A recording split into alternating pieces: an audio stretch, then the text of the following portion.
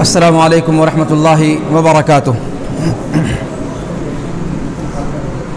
الحمد للہ رب العالمین والصلاة والسلام علی اشرف الانبیاء وامام المرسلین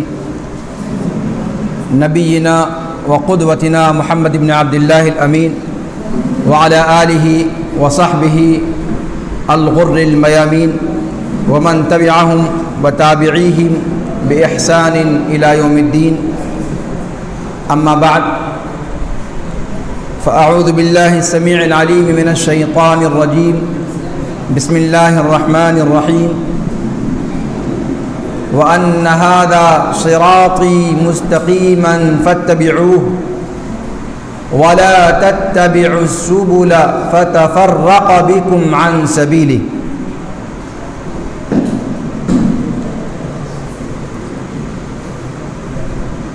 وقال المصطفى صلی اللہ علیہ وسلم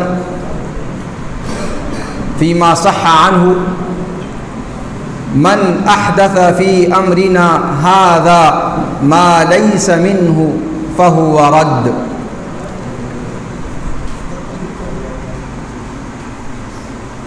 عزیز طلباء اور سامعین کرام، اللہ رب العالمین کا بے پایہ فضل و کرم کہ آپ کے مابین جامعہ سراج العلوم السلفیہ جھنڈا نگر کے طلباء کا سالانہ توسیع خطاب کا پہلا مرحلہ آج منعقد کیا گیا۔ اللہ رب العالمین اس توسیعی لیکچر سے سب سے پہلے مجھے، پھر عزیز طلباء کو اور پھر تمام سامعین کو اور خود مجھے فائدہ اٹھانے کی توفیق ارزانی بخشے۔ آج کے توسیعی محاضرے کا عنوان طلباء کی تحریک پر اور ان کی ثوابدید سے منتخب کیا گیا ہے، اور وہ اس وقت کا سلگتا ہوا موضوع ہے۔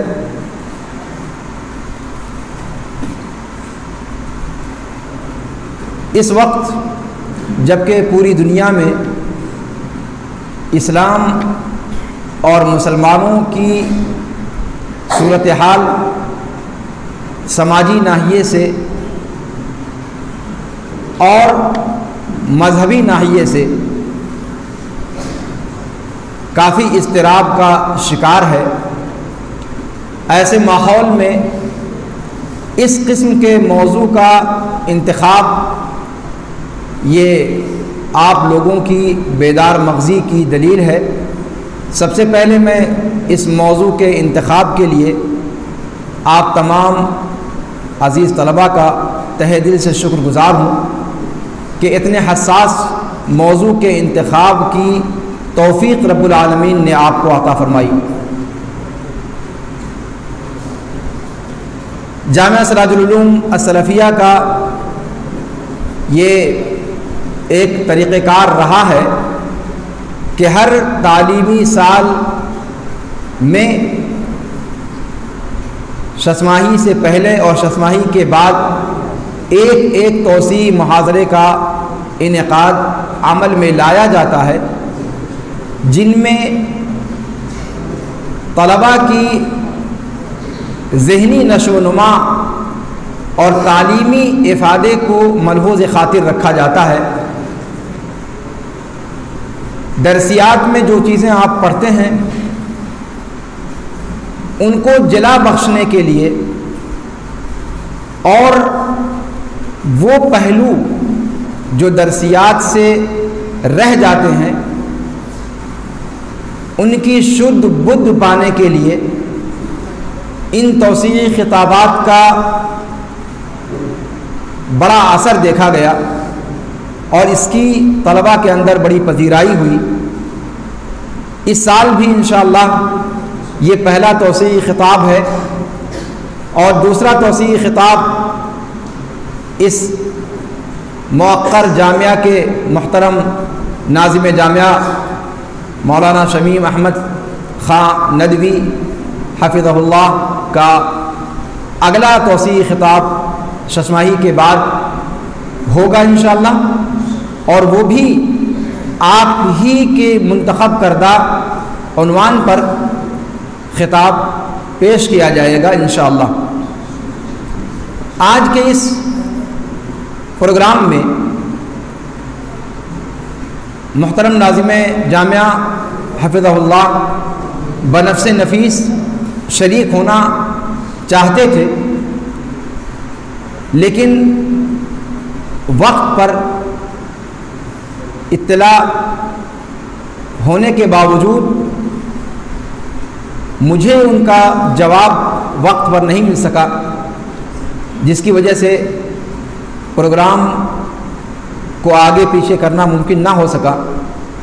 ناظم صاحب کا ایک میسج رات کو میرے پاس آیا تھا، میں بر وقت دیکھ نہیں سکا۔ آج ان کا ایک دوسرا پروگرام تھا اور ایک دن کے لیے پروگرام ملتوی کرنے کی تجویز ناظم صاحب رکھنا چاہتے تھے، لیکن بہرحال کوئی مسئلہ نہیں۔ ناظم صاحب کی نیک خواہشات آپ سبھی لوگوں کے ساتھ ہیں، اور اس عارضی مصروفیت کی وجہ سے ان کی شمولیت خواہش کے باوجود نہ ہو پانے کا انہیں بھی قلق ہے، اور اس حوالے سے آپ تمام طلباء کو ان کی طرف سے یہ پیغام پہنچانے کی ذمہ داری دی گئی۔ آج کے موضوع سے متعلق گفتگو اب شروع کی جائے۔ آج کا موضوع ہے، جیسا کہ آپ سبھی لوگوں کو اعلان میں ذکر کیا گیا، تحریکی منہج اور اس کے بدلتے رنگ و روپ، ایک جائزہ۔ اس موضوع پر گفتگو کرنے سے پہلے ذرا اس صورتحال پر نظر ڈالنا مناسب ہوگا جس صورتحال سے بر صغیر ہند و پاک، اور نہ صرف بر صغیر ہند و پاک بنگلہ دیش نیپال بلکہ پورا عالم اسلام گزر رہا تھا 20ویں صدی کے آغاز پر۔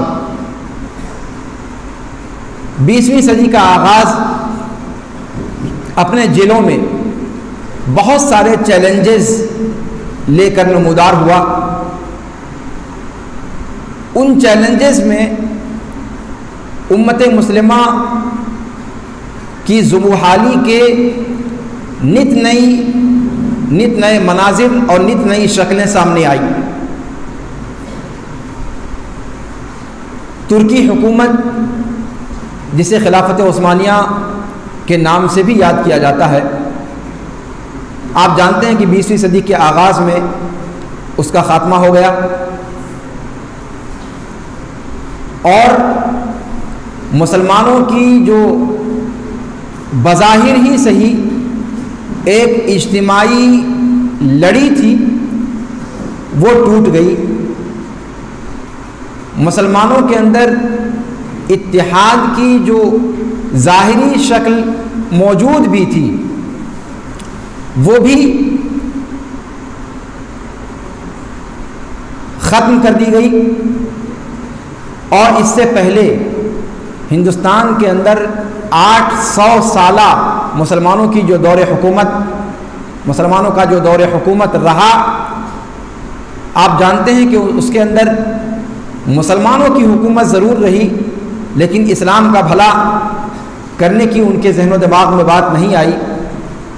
پھر بہادر شاہ ظفر اور ان کے بعد مسلمانوں کی حکومت کا خاتمہ، انگریزوں کا قبضہ، انگریزوں کا 1.5 صدیاں یا 2 صدیاں رہنا، اور پھر مسلمانوں کی تہذیب اور مسلمانوں کی شناخت کے حوالے سے ایک خطرناک موڑ تک معاملات کو پہنچا دینا، پھر 20ویں صدی کے آغاز ہی سے انگریزوں کی طرف سے بر صغیر کو تقسیم کرنے کا ناپاک منصوبہ، یہ تمام صورتحال اگر آپ دیکھیں، ایک طرف ترکی حکومت کا خاتمہ، دوسری طرف ہندوستان کے اندر مغلیہ حکومت کا خاتمہ، اس کے بعد انگریزوں کا قبضہ، اور پھر اس کے بعد کانگریس اور مسلم لیگ کا وجود، اور پھر مسلمانوں کا دو دھڑے میں تقسیم ہو جانا، ایک دھڑا مسلم لیگ کی حمایت میں ہو گیا، دوسرا دھڑا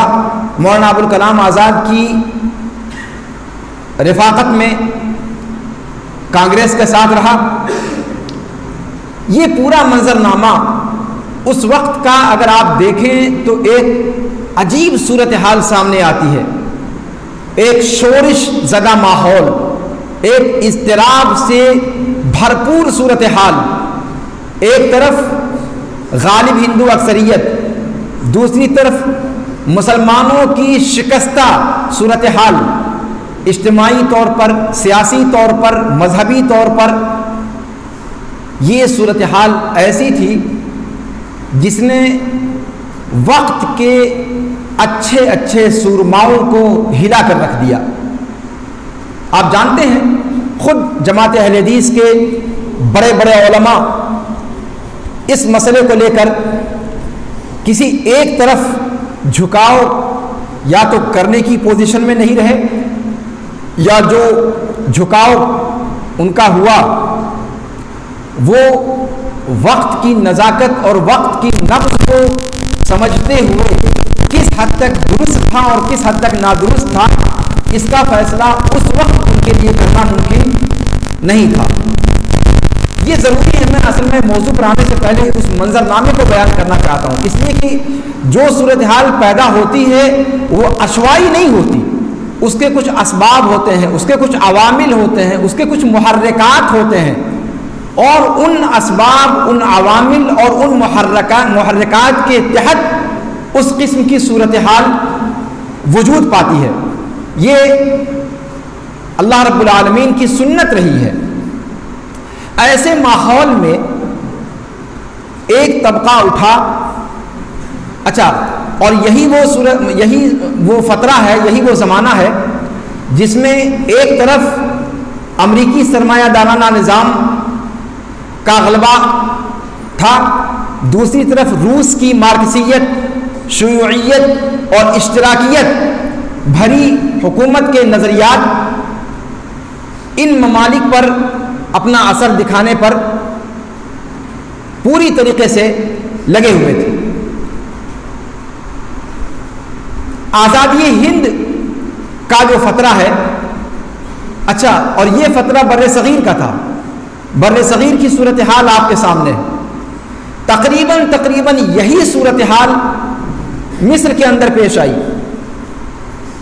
سعودی عرب کا معاملہ آپ جانتے ہیں کہ اس وقت سعودی عرب خود اپنے وجود اور بقا کی جنگ لڑ رہا تھا، اور سعودی حکومت نئی وجود میں آئے ہوئے زیادہ عرصہ نہیں گزرا تھا۔ مصر کی حکومت ایک پائیدار حکومت اور پرانا ایک مضبوط نظام حکومت وہاں کا مانا جاتا تھا۔ مصر کے اندر جمال عبد الناصر کی حکومت تھی۔ جمال عبد الناصر اور وہاں مصر کی حکومت کا رویہ بھی کبھی اسلام پسند ہوتا تھا اور کبھی شیوعیت کی طرف، اشتراکیت کی طرف ان کا جھکاؤ ہوتا تھا، جس کی وجہ سے وہاں بھی دین پسند طبقہ حکومت بیزار ہو چکا تھا۔ یہ وہ مجموعی صورتحال تھی عالم اسلام کی 20ویں صدی کے آغاز میں، اور یہی وہ فترہ ہے جب 1903 میں اورنگ آباد مہاراشٹر میں مولانا مودودی کا جنم ہوتا ہے، کی ولادت ہوتی ہے، اور ان سے 3 سال بعد سن 1906 میں حسن بنا پیدا ہوتے ہیں مصر کے اندر۔ اس چیز کو ذہن میں رکھیں آپ، ان لوگوں کی ولادت، ان لوگوں کا زمانہ کون سا ہے؟ اس اضطرابی صورتحال میں جب پوری امت افتراق اور انتشار کا شکار تھی، ملت اسلامیہ کا شیرازہ پورے طور پر منتشر ہو چکا تھا، مسلمان اپنے وجود اور بقا کی جنگ لڑ رہے تھے، یہ صورتحال عالم اسلام کی تھی۔ ادھر ایران کے اندر ظاہر شاہ کی حکومت تھی، اور شاہی نظام حکومت میں وہاں جو چیزیں جبر و استبداد کی چلی وہ شیعہ حکومت تھی، یا شیعہ اکثریتی علاقہ تھا وہ۔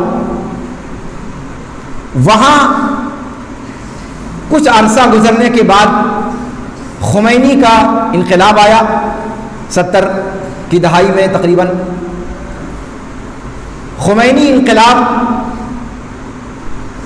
وہ سب صورتحال، یہ فترہ چونکہ اسلام اور مسلمانوں کے اضطراب کا، اسلام کا کیا، مسلمانوں کے سیاسی اور اجتماعی طور پر اضطرابات کا زمانہ تھا، اس طرح کی صورتحال میں پوری امت مسلمہ کسی ایسے مسیحا کی تلاش میں تھی جو اس کی ڈوبتی نیا کو کنارے لگا سکے۔ یہ چیز آپ کے سامنے رہنی چاہیے۔ یہ وہ صورتحال تھی جس میں تحریکیت وجود پذیر ہوئی۔ تحریکیت جب ہم کہتے ہیں تو اس سے مراد کیا ہوتی ہے؟ اب ہم اس کی طرف اپنا رخ کرتے ہیں۔ عربی زبان میں ایک تعبیر استعمال کی جاتی ہے، الاسلام الحرکی۔ یہ الاسلام الشعبی یا الاسلام المعرفی کے بالمقابل یہ تعبیر استعمال کی جاتی ہے، اور یہی اصطلاح اس وقت رائج اور سائد ہے۔ الاسلام الحرکی یا تحریکی مزاج کے حاملین اور ان کا منہج، یہ اس سے مراد کون ہے؟ وہ لوگ جو امت مسلمہ کی موجودہ صورتحال سے تنگ آ کر ان کی اصلاح کا بیڑا اٹھاتے ہیں، اور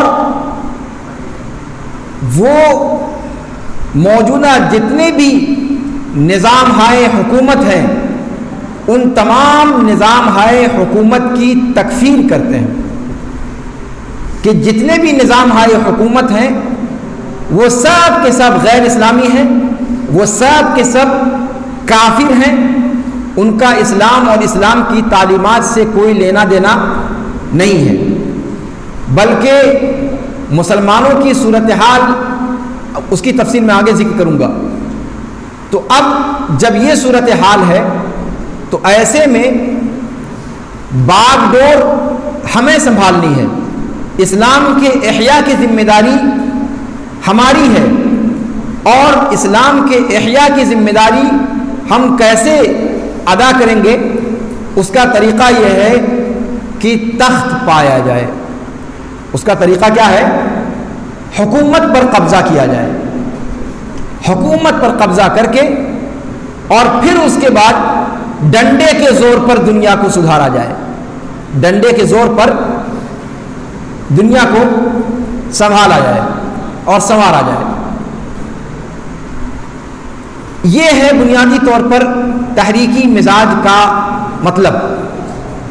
اس لیے تحریکی جتنی بھی تنظیمیں پائی جاتی ہیں ان تمام تنظیموں کے اندر یہ بات آپ قدر مشترک پائیں گے کہ ان کے اندر تشدد اور تطرف کوٹ کوٹ کر بھرا ہوا ہے۔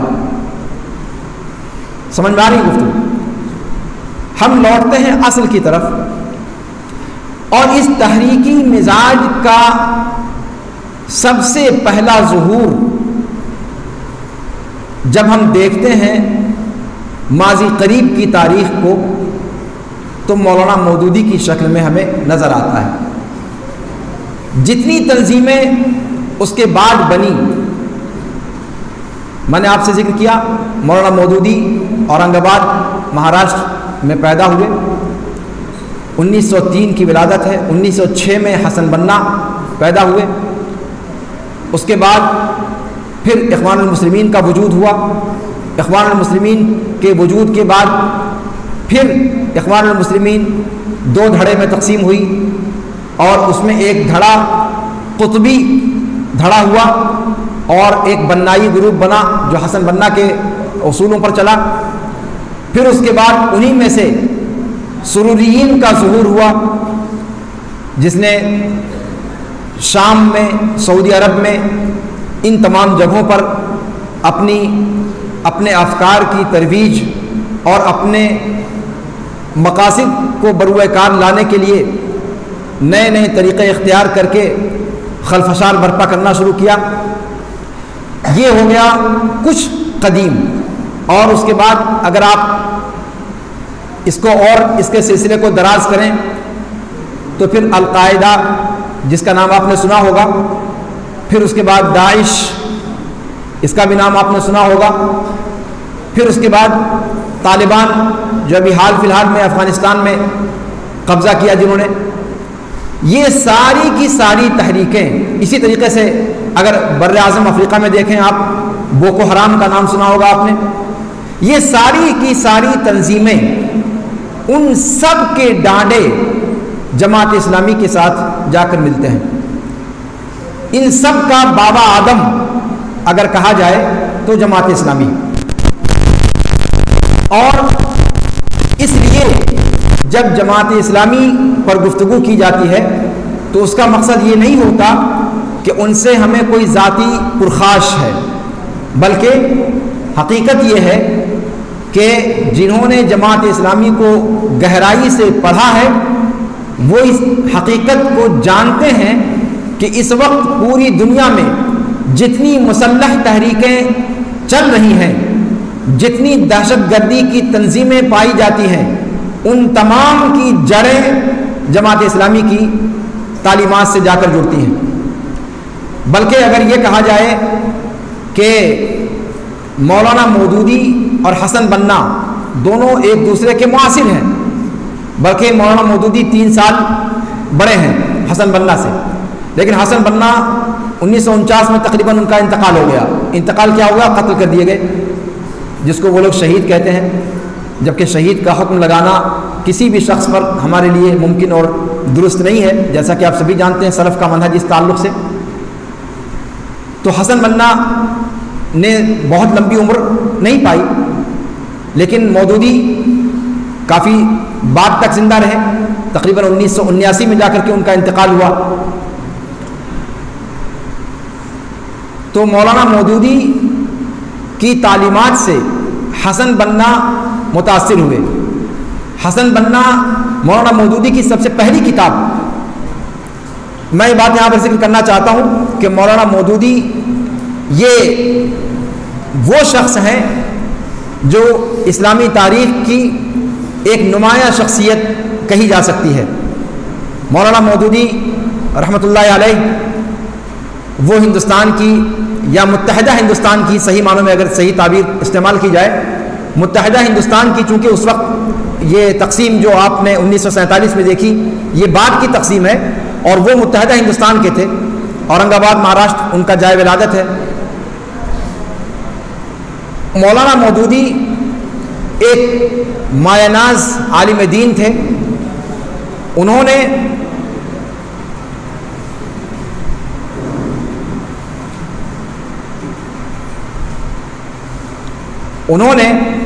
اپنے مطالعے کی وسعت سے اس مقام کو پانے کی کوشش کی جس کی کوئی بھی انسان صرف تمنا کر سکتا ہے۔ انہوں نے باقاعدہ اکیڈمک طور پر تعلیم حاصل نہیں کی، اپنے والد محترم پر جو کچھ پڑھ سکے پڑھے، اور پھر اس کے بعد مطالعے کے ذریعے سے انہوں نے اسلام کو سمجھنے کی کوشش کی۔ میں مکمل آبجیکٹیو طریقے پر گفتگو کو آگے بڑھاؤں گا تاکہ یہ چیز آپ کے ذہن میں رہے کہ ہماری دشمنی مولانا مودودی کی شخصیت سے نہیں ہے، ہماری دشمنی حسن بنا کی شخصیت سے نہیں ہے، ہمیں گفتگو ان کے افکار سے کرنی ہے، ہماری جو رائے ہے وہ ان کے افکار کے تعلق سے ہے، ان کے منہج پر ہماری گفتگو ہے، اور ہم یہ بھی ظاہر کرتے چلیں گے کہ ان کے منہج میں یہ انحراف کیوں کر آیا۔ تو مولانا مودودی کے بارے میں اچھا اور ایک بات یہاں میں یہ بھی ذکر کر دوں کہ جتنے اس دور کے قواد ہیں، جو جتنے بھی اس دور کے بڑے بڑے لیڈران ہیں، چاہے وہ ابو العلا مودودی علیہ الرحمہ ہو، یا حسن البنا ہو، یا سید قطب ہوں، یہ سارے کے سارے لوگ کوئی باقاعدہ عالم دین نہیں ہے۔ صرف مودودی کا مسئلہ نہیں ہے، اس کو ذہن میں رکھیے گا، صرف مسئلہ مودودی کا نہیں ہے۔ سید قطب بھی اس حمام میں ویسے ہی ننگے ہیں جیسے مولانا مودودی رحمۃ اللہ علیہ۔ سید قطب کا معاملہ بھی ایسا ہی ہے کہ وہ باقاعدہ اکیڈمک طور پر عالم دین نہیں تھے، بلکہ انہوں نے اپنے مطالعے سے جو کچھ حاصل کیا وہ حاصل کیا، بلکہ بہت سارے لوگ ان کو عالم دین ماننے کے لیے بھی تیار نہیں ہیں۔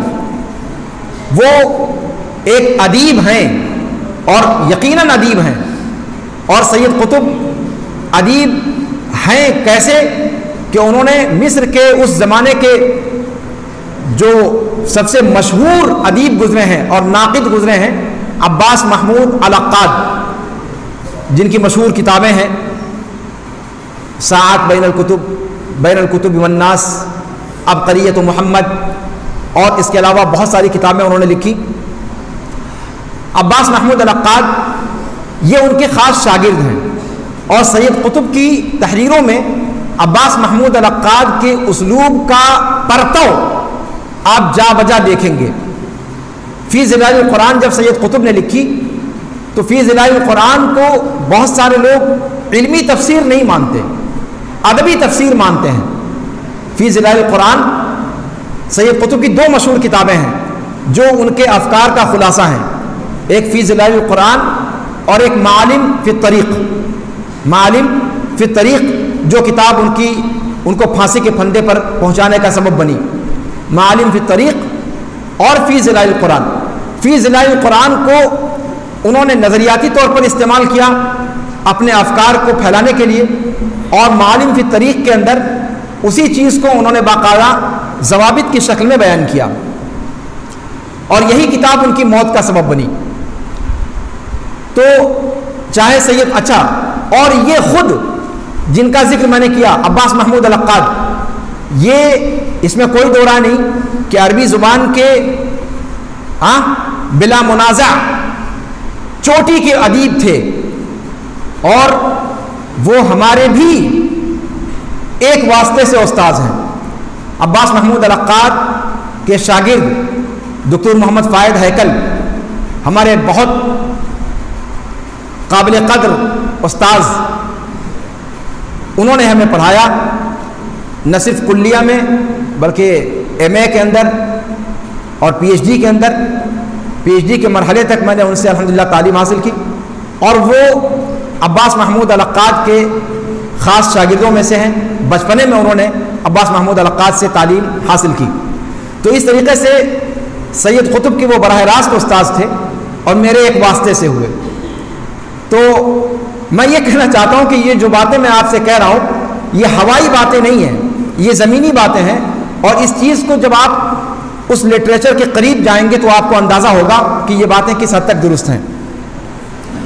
مولانا مودودی یا سید قطب یا حسن بنا یا عباس عقاد، جتنے لوگوں کا نام لیا، یہ سارے کے سارے لوگ اکیڈمک طور پر اگر آپ دیکھیں تو باقاعدہ اساتذہ کے سامنے زانوِ تلمذ طے کرنے کا ان کو موقع نہیں ملا، جس کی وجہ سے، اور آپ جانتے ہیں کہ امام شافعی کا مشہور قول ہے اخی لن تنالوا العلم الا بستۃ، اس کے اندر ایک چیز یہ بھی ہے، استاذ کے سامنے زانو تلمذ طے کرنا اور لمبی مدت تک ان کے ساتھ رہنا، اس لیے کہ علم صرف کتابوں سے حاصل نہیں کیا جا سکتا، علم کے لیے صحیح استاذ کی رہنمائی یہ بھی اتنی ہی زیادہ ضروری ہے جتنی کتابوں کی فراہمی۔ کتابوں کی فراہمی صرف کافی نہیں ہے، اور یہ چیز میں آپ تمام لوگوں کو آج کہنا چاہوں گا کہ اس چیز پر آپ توجہ کریں۔ یہ جتنے بھی علم کے حصول کے ذرائع آسان بنا دیے گئے، ٹھیک ہے، آپ ایک بٹن دبا کر کے من چاہی معلومات حاصل کر سکتے ہیں اور کھل جا سم سم کہہ کر سارے دروازے کھول سکتے ہیں، لیکن کیا اس کھل جا سم سم سے آپ عالم دین بن جائیں گے؟ صحیح معنوں میں آپ فقہ اور فتویٰ کے مقام پر فائز ہو سکتے ہیں؟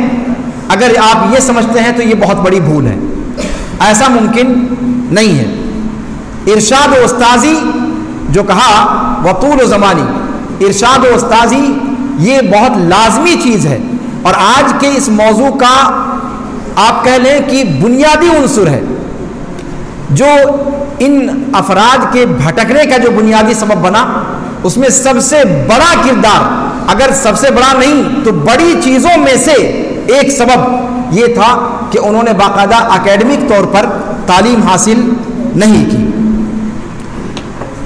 اب آتے ہیں اس موضوع پر کہ مولانا مودودی رحمۃ اللہ علیہ ایک قابل ذکر عالم دین تھے، تقریباً 114 کتابیں انہوں نے لکھی، اور یہ تالیفات کے اعتبار سے اپنے تمام دیگر معاصرین میں سب سے ممتاز ہیں۔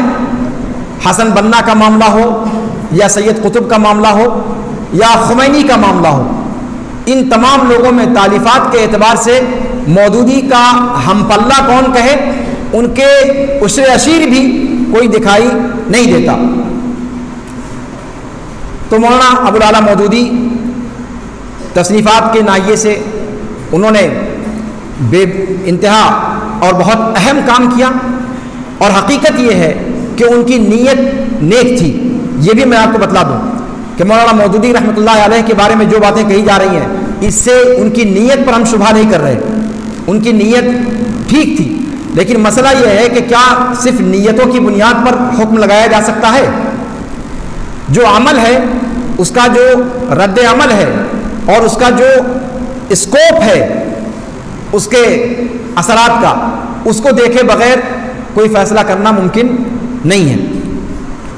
مولانا مودودی رحمۃ اللہ علیہ نے الجہاد فی الاسلام، مولانا محمد علی جوہر نے دلی کی جامع مسجد کی سیڑھیوں پر جب شدھی تحریک چلی ہندوؤں کی طرف سے اور مسلمانوں کو جبراً ہندو بنانے کا ایک لہر چلی، اور پھر اس کے بعد جو شدھی تحریک کا بانی تھا اسے قتل کر دیا گیا، اور مسلمانوں کو بری طریقے سے بدنام کیا گیا اس موقع پر، اور ٹارچر کیے جانے لگے۔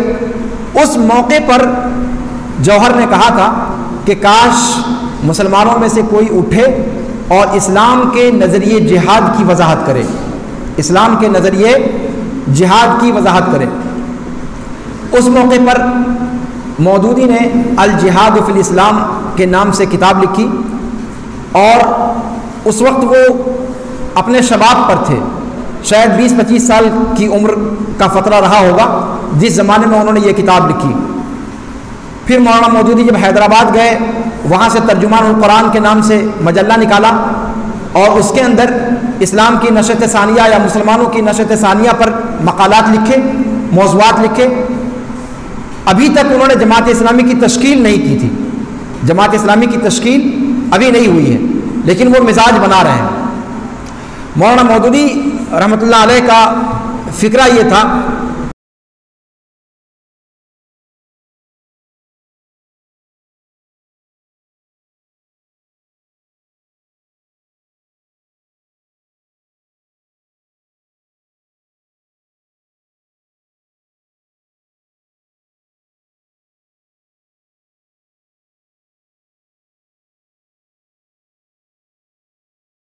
کہ وہ مسلمانوں کو دوبارہ عروج پر لانا چاہتے تھے. یہ خواب تھا ان کا کہ مسلمانوں کی لٹی پٹی جو حکومت ہے، مسلمانوں کی چھینی ہوئی جو حکومت ہے، وہ دوبارہ حاصل کی جائے. اور جب ہندوستان پاکستان کی تقسیم کا معاملہ آیا، اس موقع پر مولانا مودودی کا نظریہ ڈاواڈول دکھائی دیتا ہے. کبھی وہ پاکستان کے نظریے کی حمایت کرتے ہوئے دکھائی دیتے ہیں، کبھی وہ نظریے پاکستان کی مخالفت کرتے ہوئے دکھائی دیتے ہیں. پاکستان بن جانے کے بعد پاکستان کا نظریہ اس بنیاد پر فروغ پایا تھا، جیسا کہ آپ سبھی لوگ جانتے ہیں کہ اس کا بھی جو نظریہ تھا وہ بنیادی یہ تھا کہ مسلمانوں کو ان کی اپنی حکومت دی جائے، حکومت الہیہ قائم کیا جائے، حکومت الہیہ کا قیام عمل میں لایا جائے. جناح نے جب یہ نعرہ دیا، یا جناح کو جب اس سلسلے میں آگے کیا گیا، اس موقع پر مسلمان بڑی خوش فہمی میں تھے. میں نے آپ کو بتایا کہ مسلمانوں کا قافلہ لٹا پٹا تھا، وہ اس انتظار میں تھے کہ کوئی مسیحا کھڑا ہو اور مسلمانوں کے اس منتشر شیرازے کو جمع کرنے کی کوشش کرے. اس لیے ان کو پاکستان کے نظریے میں ایک خواب نظر آیا، وہی خواب جو آج اکثریتی طبقہ 2014 سے دکھا رہا ہے. اچھے دن آئیں گے. تو نظریہ پاکستان بھی اسی بنیاد پر قائم ہوا کہ حکومت الہیہ قائم ہوگی، ایک اسلامی حکومت قائم ہوگی، قرآن و سنت کی بالادستی ہوگی، اور اسلام اس میں اصل فیصلہ کرنے والا ہوگا، اسلامی قوانین کا نفاذ ہوگا. ہاں، بڑے اچھے اچھے خواب تھے. اور جب مذہب کے نام پر دنیا کو بیوقوف بنانا چاہیں آپ، تو اس سے بڑا ہتھ کنڈا اور کوئی کارگر نہیں ہے. اور 2014 کے بعد سے آپ دیکھ رہے ہیں کہ کس طریقے سے یہ ہتھ کنڈا کام کر رہا ہے. تو اس موقع پر بہت سارے لوگ، بلکہ عوام الناس کی بات چھوڑیے، خود علماء کرام جو تھے وہ لوگ بھی دو حصے میں تقسیم ہو گئے. علماء کرام کی ایک بہت بڑی تعداد نظریہ پاکستان کی حامی ہو گئی، اور وہ حامی اس بنیاد پر نہیں ہوئے تھے کہ وہ صرف پاکستان کو پاکستان کے طور پر چاہتے تھے. ان کا سوچنا یہ تھا، اس میں بہت سارے اہل حدیث علماء بھی تھے، بہت سارے دیوبندی علماء بھی تھے. شبیر احمد عثمانی وغیرہ کا نام سنا ہوگا آپ نے، مولانا ثناء اللہ امرتسری وغیرہ. مولانا ثناء اللہ امرتسری تو خیر ان کی حیات ہی زیادہ طویل نہیں رہی. تو بہت سارے علماء انہوں نے اس کے اندر اسلام کی نشت ثانیہ سمجھی اور اس بنیاد پر اس نظریے کی حمایت کی. جبکہ مولانا ابوالکلام آزاد جو ابن تیمیہ کی تعلیمات کے رمز شناس تھے، انہوں نے بر صغیر کے مسلمانوں کا جو جغرافیائی نقشہ ہے اور یہاں کا جو تہذیبی ورثہ ہے اور یہاں کی جو زمینی ڈیمانڈ ہے، اس چیز کو مولانا ابوالکلام آزاد نے پوری گہرائی اور گہرائی سے بھانپا. اور اسی لیے جامع مسجد کی سیڑھیوں سے کھڑے ہو کر انہوں نے لوگوں کو روکنے کی کوشش کی. نظریہ پاکستان کے مخالف تھے، اور آج تک مولانا ابوالکلام آزاد کے تعلق سے جو لوگ رائے دیتے ہیں، کوئی ان کے موافق ہے، کوئی ان کے مخالف ہے، لیکن نظریہ پاکستان کے جو موافق تھے وہ بھی اب پاکستان بننے کے بعد ان کی صورتحال کیسی رہی وہ آپ سبھی جانتے ہیں. خود مولانا مودودی جو نظریہ پاکستان کے بعد میں قریب چلے گئے تھے، ان کا مقصد کیا تھا؟ جیسے میں نے اس سے پہلے ذکر کیا کہ ان کا مقصد یہ تھا کہ اسلامی حکومت قائم ہو. انہوں نے 4 مصطلحات ایجاد کی. ہاں، مصطلحات 4. اس کے علاوہ ان کی کچھ نئی اصطلاحات تھیں. حاکمیت، الحکم للہ. میں عقیدے والے موضوع پر تھوڑا سا مؤخر کرنا چاہ رہا تھا کہ یہ سب تو جو وہ صورتحال ہے جو زمینی سطح پر ہمیں اور آپ کو نظر آ رہی ہے، لیکن اس کے بعد ہم آئیں گے کہ عقدی ناحیے سے جماعت اسلامی کے نظریات کہاں تک میل کھاتے ہیں اسلام کی صحیح تعلیم سے اور صحیح اسلام کے صحیح عقیدے سے۔ تو مولانا مودودی رحمۃ اللہ علیہ، ان کا جو حکومت الہیہ کا خواب تھا وہ پارا پارا ہو گیا، اور پھر اس کے بعد وہیں سے انہوں نے عوام کا رخ کیا، جماعت اسلامی کی تشکیل دی، اور جماعت اسلامی کی تشکیل کے بعد پھر انہوں نے جماعت کو کچھ مخصوص اصول و نظریات پر ان کی تربیت کا بیڑا اٹھایا، جس میں سے سب سے اہم چیز کیا تھی؟ الحاکمیت۔ اور الحاکمیت پر گفتگو میں آپ لوگوں کے سامنے اس سے پہلے کر چکا ہوں۔ الحاکمیت کیا ہے؟ یہ کہتے تھے کہ صاحب اگر آپ موحد ہیں تو آپ حاکمیت کو مانے بغیر آگے نہیں بڑھ سکتے۔ حاکمیت کا مطلب کیا ہے؟ کہ اپنے مابین پیش آمدہ سارے کے سارے معاملات میں جب تک آپ فیصل حکم اللہ رب العالمین کو نہیں بناتے تب تک آپ مسلمان نہیں ہیں۔ آپ دیکھیں، یہ ہے نظریہ حاکمیت۔ انہوں نے کہا کہ حاکمیت ایک مسلمان جو اللہ پر یقین رکھتا ہے، اللہ کو صحیح معنوں میں معبود تبھی وہ مان سکتا ہے جب وہ اپنے تمام معاملات میں فیصل اللہ رب العالمین کو مانے، اللہ رب العالمین کے حکم کے سامنے کوئی اور حکم نہ چلنے دے۔ یہ جو پارلیمنٹ کا سسٹم ہے، یہ جو کمیونسٹ کا نظام ہے، یہ جو سرمایہ دارانہ نظام ہے، اشتراکی نظام ہو، سرمایہ دارانہ نظام ہو، یا انسانوں کا قائم کردہ کوئی بھی شیوعی نظام ہو، یہ سارے کے سارے نظام یہ کفر اور طاغوت کے نظام ہیں، اور ان نظاموں کا حامی یا ان نظاموں کو ماننے والا وہ سب کا سب بندہ، وہ سارے کے سارے بندے دائرہ اسلام سے خارج ہیں، اس لیے کہ اللہ تعالیٰ اکیلا حاکم ہے اور اس کی دنیا ہے، اس کی دنیا میں اسی کا حکم چلے گا، اس کے علاوہ کسی اور کا حکم نہیں چلے گا۔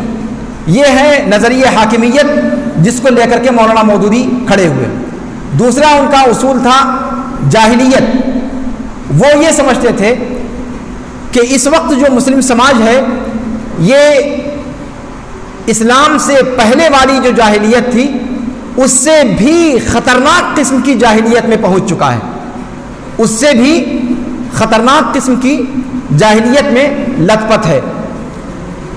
اور اس اعتبار سے یہ مسلم معاشرہ قریش، اللہ کے رسول صلی اللہ علیہ وسلم کے زمانے میں جو کفار مکہ تھے ان کے جن اعمال کو جاہلیت کہا گیا ہے ان سے زیادہ خطرناک اعمال میں آج کا اسلامی معاشرہ یا مسلمانوں کا معاشرہ پایا جاتا ہے۔ تو یعنی پورے کا پورا معاشرہ جاہلیت کے اندر سانس لے رہا ہے۔ اس طریقے سے انہوں نے پورے معاشرے کی ایک طریقے سے تکفیر تک معاملہ پہنچا دیا۔ ابھی میں اس کی کچھ تفصیل بتاؤں گا کہ کیا مولانا مودودی رحمۃ اللہ علیہ وہ واقعتاً اس حد تک چلے گئے تھے؟ کچھ لوگ کہتے ہیں کہ نہیں، یہ ان کے اوپر الزام یا اتہام باندھنے کی کوشش کی جاتی ہے۔ اس کی تفصیل میں آگے ذکر کروں گا، آپ لوگ اس کو ذہن میں رکھیں اگر یہ پوائنٹ میرے ذہن سے نکل جائے۔ مولانا مودودی جس زمانے میں تھے اس زمانے میں مختلف قسم کے فتنے نمودار ہو چکے تھے۔ میں آپ کو پہلے بتا چکا ہوں کہ یہ ایک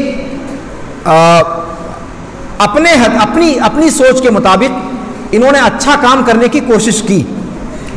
ان کے زمانے میں غلام احمد قادیانی کا فتنہ اٹھا، ٹھیک ہے، قادیانی فتنہ یا قادیانی مسئلہ کے نام سے انہوں نے اس کے رد پر کتاب لکھی، اور وہ کتاب ان کے لیے جان کا جنجال بھی بنی، جیسا کہ تاریخ میں ذکر کیا جاتا ہے۔ ایک سبب ان کے زمانے میں انکار حدیث کا فتنہ کھڑا ہوا۔ انکار حدیث کے موضوع پر انہوں نے 2 کتابیں لکھی۔ انہوں نے کتنی کتابیں لکھی؟ 2 کتابیں لکھی۔ یہ باتیں میں اس لیے کہہ رہا ہوں تاکہ آپ کو یہ چیز ذہن میں رہے کہ تحریکیت کے بانی مبانی مولانا مودودی تھے، اور مولانا مودودی کے افکار سے کیسے بعد میں دیگر تحریکیں پھلی اور پھولی اور کیسے مولانا مودودی کے فکر کو لے کر انہوں نے اگر سیر کی بات کہی تھی تو بعد میں وہ معاملات سوا سیر ہو گئے. یہ چیز میں مانتا ہوں اور اس چیز کو ہر ایک کو ماننا چاہیے کہ اگر انہوں نے سیر کی بات کی تو بعد میں آنے والوں نے اس کو سوا سیر کر دیا.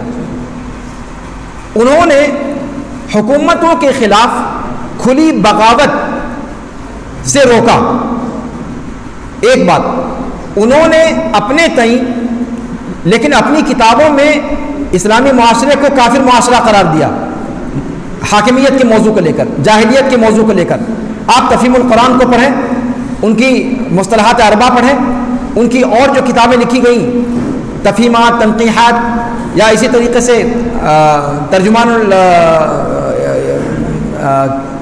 کیا نام ہے ترجمان الاسلام کے نام سے, اور الجہاد فی الاسلام, تو انہوں نے جو کتابیں لکھی ان کتابوں میں انہوں نے اس فکرے کو یعنی حاکمیت کے فکرے کو, جاہلیت کے فکرے کو اور اتنا برگشتہ کر دیا مسلم نوجوانوں کو اپنے ماحول سے, اپنے ارد گرد سے, کہ وہ بعد میں چل کر اس راہ پر گامزن ہو گیا جس راہ پر مودودی کھلم کھلا گامزن کرنا نہیں چاہتے تھے. یہ چیز میں واضح کر دینا چاہتا ہوں. انصاف کا تقاضا یہ ہے کہ معاملات جتنے ہیں اتنے ہی بیان کیے جائیں. کشمیر کے موضوع پر آپ جانتے ہیں کہ ہندوستان پاکستان کا ایک بہت سلگتا موضوع کشمیر کا موضوع ہے. کشمیر کے موضوع میں پاکستان کی مداخلت, پاکستان کا خفیہ طور پر کشمیر کے اندر جہادی عناصر کو سپورٹ کرنا اور حکومتی سطح پر اس کا انکار کرنا, اس طرح کی صورتحال مودودی کے زمانے میں بھی پائی گئی اور مودودی نے اس پر نکیر کی. افغانستان کے اندر جب روس کا قبضہ ہوا وہاں پاکستان فوج باقاعدہ دخل اندازی کر کے اور وہاں علانیہ طور پر نہیں, پاکستان سے خفیہ طور پر افغانی حکومت کے خلاف بغاوت کی جائے, اس کا بھی انہوں نے اس کی بھی مخالفت کی. تو گویا مودودی یہ چیز ماننی ہوگی کہ مودودی اپنی حد تک انہوں نے کھلم کھلا حکومتوں کے خلاف بغاوت کو بھی اچھا نہیں سمجھا, اسی طریقے سے انہوں نے دو چہرہ رکھنے سے بھی روکا کہ آپ ظاہری طور پر حکومت کے موافق رہیں اور اندر اندر ریشہ دوانیاں کریں اور سازشوں کا جال بنتے چلے جائیں اور حکومتوں کو گرانے کی کوشش کریں. تصریحات مودودی کی ایک کتاب ہے, اس کے اندر مختلف قسم کے اقتباسات پیش کیے جا سکتے ہیں, لیکن موضوع چونکہ مختصر ہے محاضرے میں وہ سارے اقتباسات ہم پیش نہیں کر سکتے. تصریحات کے اندر انہوں نے ان چیزوں کو واضح طور پہ ذکر کیا ہے. تو گویا مولانا مودودی خفیہ طور پر اوپر سے موافقت ظاہر کر کے اندر سے اس کی مخالفت والے ماحول یعنی سری طور پر حکومت وقت کے خلاف ریشہ دوانیوں کو وہ اچھا نہیں سمجھتے تھے, اس سے روکا انہوں نے. اسی طریقے سے حکومتوں کے خلاف کھلی بغاوت کو بھی انہوں نے روکا. انہوں نے یہ بات کہی کہ جس ملک کے اندر آپ ہیں اس ملک کے قوانین کی پاسداری کرتے ہوئے آپ اپنی دعوت کو آگے پھیلائیں. یہ انہوں نے نظریاتی طور پر کہا, لیکن عملی طور پر جب انہوں نے حاکمیت کا نظریہ پیش کیا, جاہلیت کا نظریہ پیش کیا, ان تعلیمات نے اس وقت کی صورتحال کو, جو اجتماعی صورتحال تھی, اس صورتحال نے اس پر پیٹرول چھڑک دیا اور نوجوانوں میں ایک آگ لگا دی.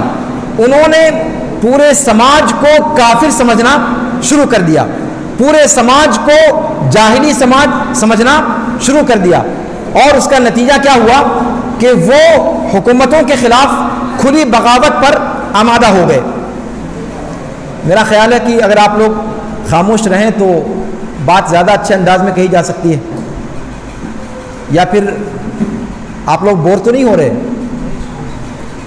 جی مشاہد جی. تو میں یہ کہہ رہا تھا کہ مولانا مودودی نے رحمۃ اللہ علیہ انہوں نے نظریات پیش کیے اور وہ سارے نظریات, وہ سارا بیج بویا جس بیج نے نوجوان نسلوں میں آگ لگا دی, ان کو تشدد پر آمادہ کر دیا, ان کو اپنی سوسائٹی سے کاٹ کر رکھ دیا. وہ اپنا مد مقابل کسی کو سمجھتے ہی نہیں تھے. وہ سمجھتے تھے یہ سب سارے کے سارے کیا ہیں؟ کافر ہیں. جب انہوں نے پوری دنیا کو کافر سمجھنا شروع کر دیا اور مسلمان صرف اپنے آپ کو سمجھنے لگے تو ظاہر سی بات ہے عزلت نشینی ان کے اندر آ گئی. عزلت نشینی یعنی سوسائٹی سے کٹ کر رہنے کا مزاج. سوسائٹی سے کٹ کر رہنے کا مزاج. انہوں نے مودودی کے دیے ہوئے جو بعد کی تعلیمات تھیں ان کی جو کہ کس طریقے سے اصلاح کا کام کیا جائے, فرد کی اصلاح ہو, پھر سماج یہ خانوادے کی اصلاح ہو, پھر سوسائٹی کی اصلاح ہو, اور جب عوام کا مزاج بن جائے بس اچانک اٹھو اور تختہ پلٹ دو. سمجھ میں آ رہی بات؟ یہ ترتیب مودودی رحمۃ اللہ علیہ کی ذہن کی ترتیب تھی کہ آپ ڈائریکٹ اٹھو گے, بغاوت کرو گے, مارے جاؤ گے, کاٹے جاؤ گے, کوئی فائدہ نہیں ہوگا. جب تک معاملہ یہ چل رہا ہے کہ آپ اس کنڈیشن میں نہیں ہیں, اور پاکستان میں انہوں نے جب حکومت بن رہی تھی, قوانین بن رہے تھے, انہوں نے اپنا پورا یوگدان دیا, انہوں نے پوری کوشش کی کہ اسلامی نظام کے نفاذ کی راہیں ہموار کی جا سکیں. انہوں نے پوری کوشش کی. انہوں نے جس پارلیمنٹری نظام کو طاغوت کا نظام قرار دیا تھا, سرنڈر کر کے اس پارلیمنٹ کے اندر داخلے کو بھی جائز قرار دیا. فاطمہ جناح کی موافقت بھی انہوں نے کی. ہاں, سارا سب کچھ. یعنی وہ ایک طریقے سے آپ کہہ لیں کہ ایک مفکر کا جو ذہن ہوتا ہے, اس مفکر کے ذہن سے وہ سوچ رہے تھے.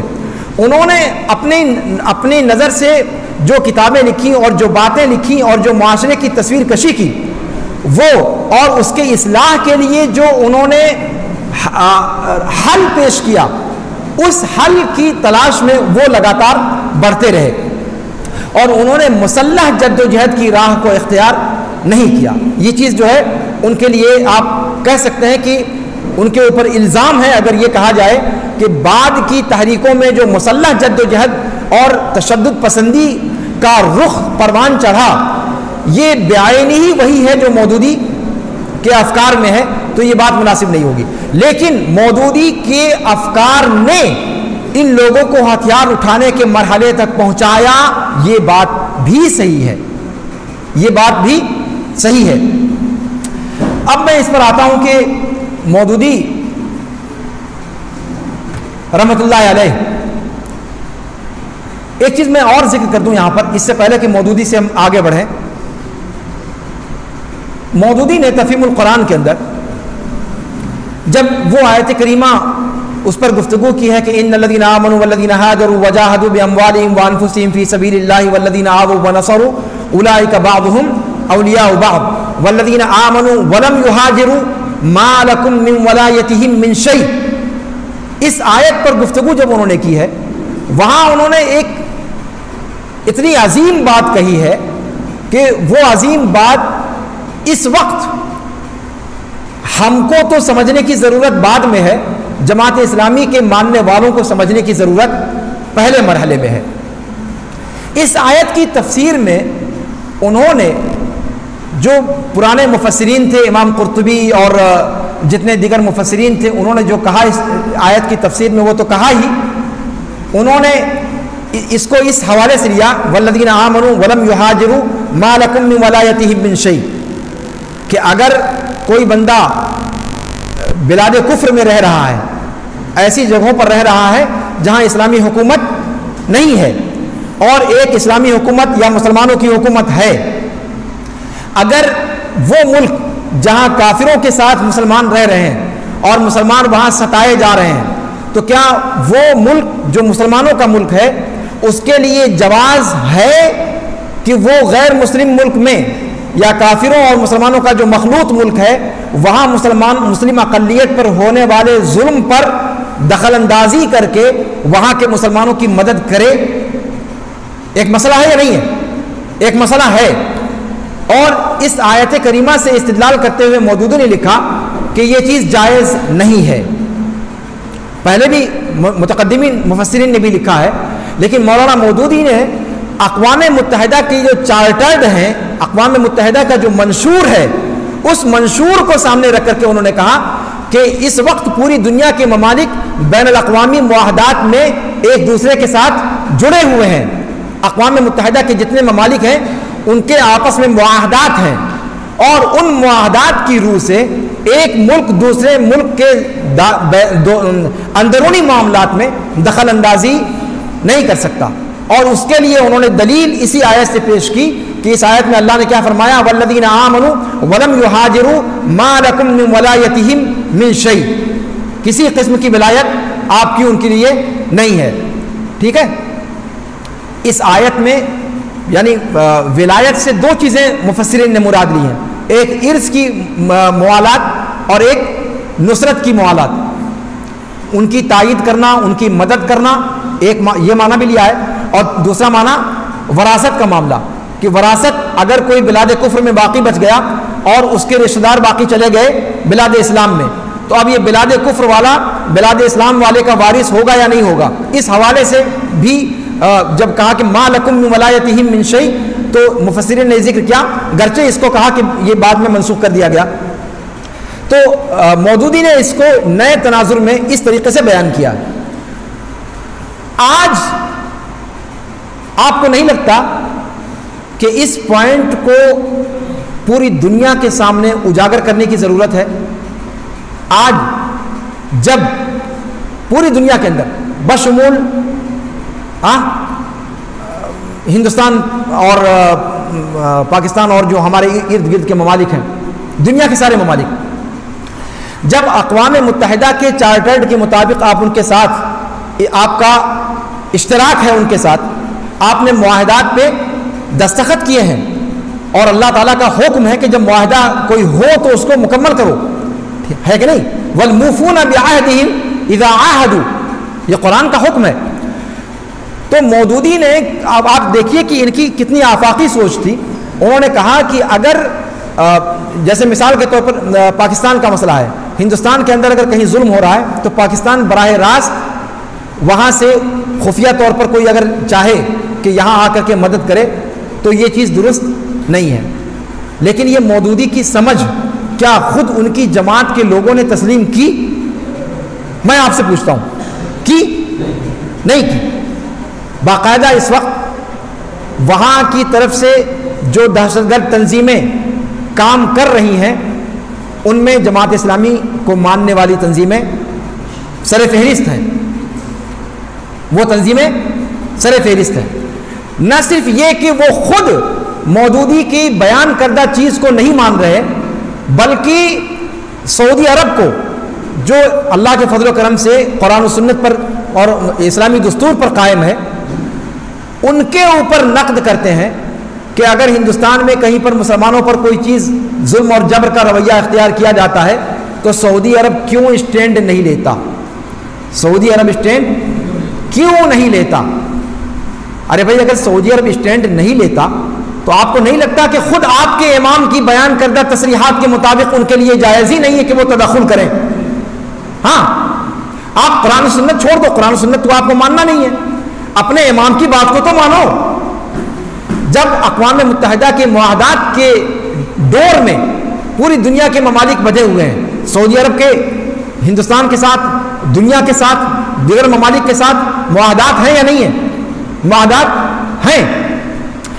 پھر اگر سعودی عرب تدخل نہیں کرتا تو اس پر ان کا مواخذہ کس بنیاد پر آپ کر رہے ہیں؟ جبکہ آپ کے امام نے خود یہ بات کہی ہے کہ اگر معاملہ ایسا ہو تو براہ راست کوئی حکومت اس کے اندر دخل اندازی نہیں کر سکتی. اس چیز کو جو ہے میں خاص طور سے ذکر کرنا چاہوں گا.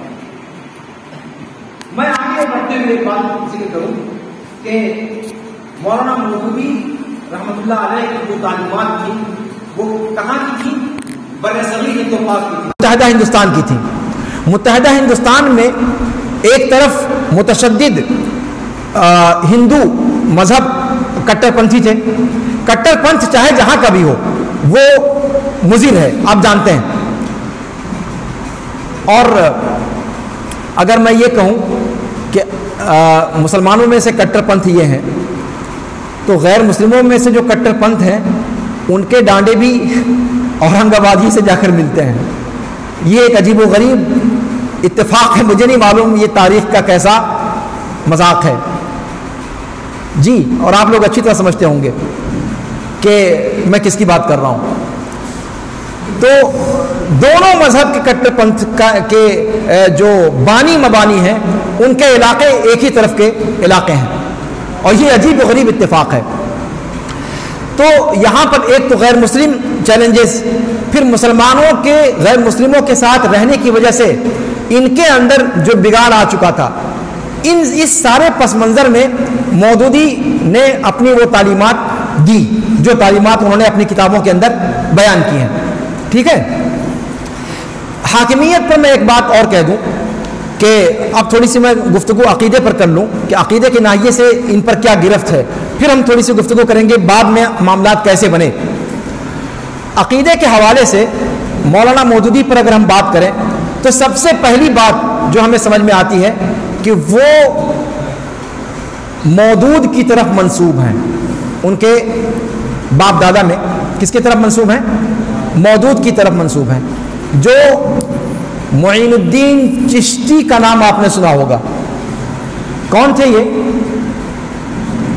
جی معین الدین چشتی کا نام سنا ہے آپ لوگوں نے؟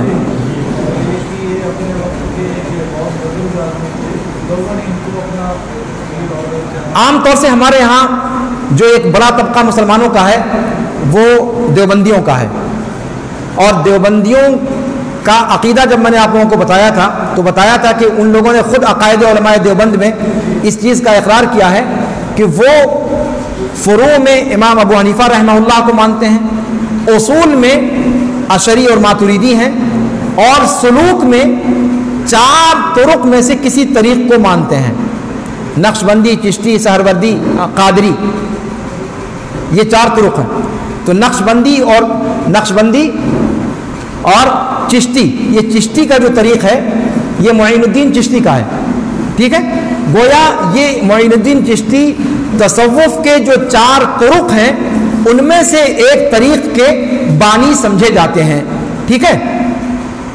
یہ بتلانے کی ضرورت کیا ہے تاکہ تصوف سے ان کے ڈانڈے کیسے ملتے ہیں اس چیز کو آپ سمجھیں.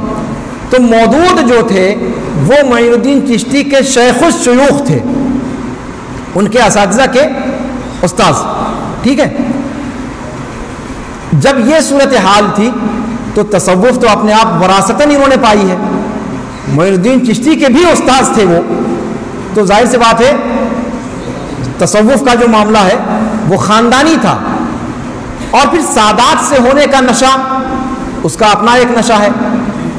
ہاں اس پر میں زیادہ گفتگو نہیں کروں گا، کچھ لوگوں کو برا لگے گا، لیکن تاریخ میں کیا کروں، مجھے مطلب سمجھ میں نہیں آتی بات کہ میں بہت سارے احوال ہوتے ہیں، ظروف ہوتے ہیں کہ مطلب کچھ چیزیں کھل کر کہنا مشکل ہوتا ہے. تو سادات کا بھی نشہ تھا، تصوف کا بھی نشہ تھا.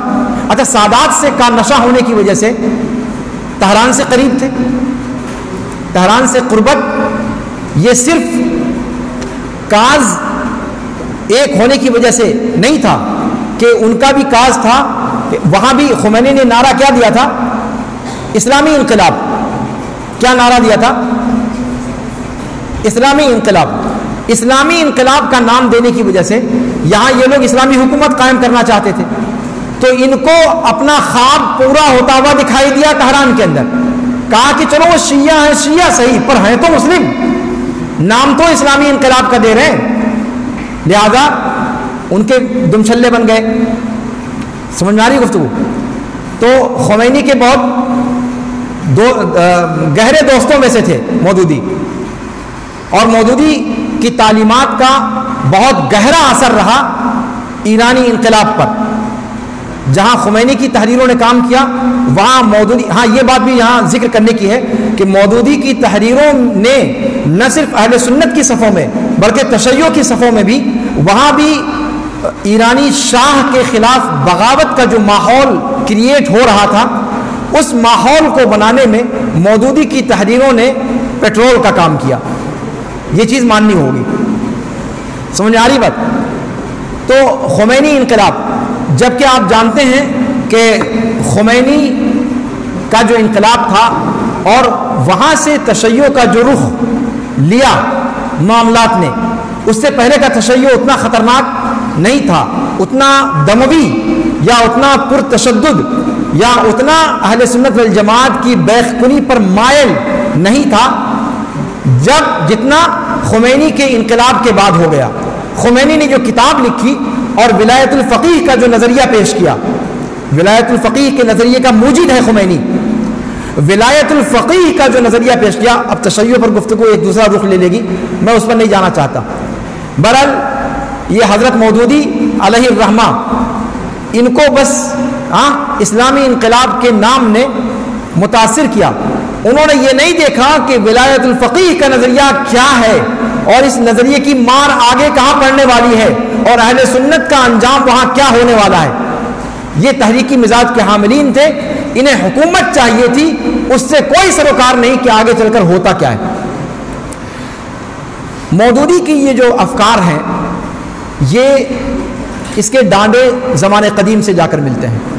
توحید حاکمیت کا جو نظریہ پیش کیا یہ بعین ہی وہی ہے جو خوارج نے پیش کیا تھا علی رضی اللہ تعالیٰ عنہ اور معاویہ کے مابین جنگ کے موقع پر، جب واقع تحکیم پیش آیا تھا اور انہوں نے کہا تھا کہ ان الحکم الا للہ.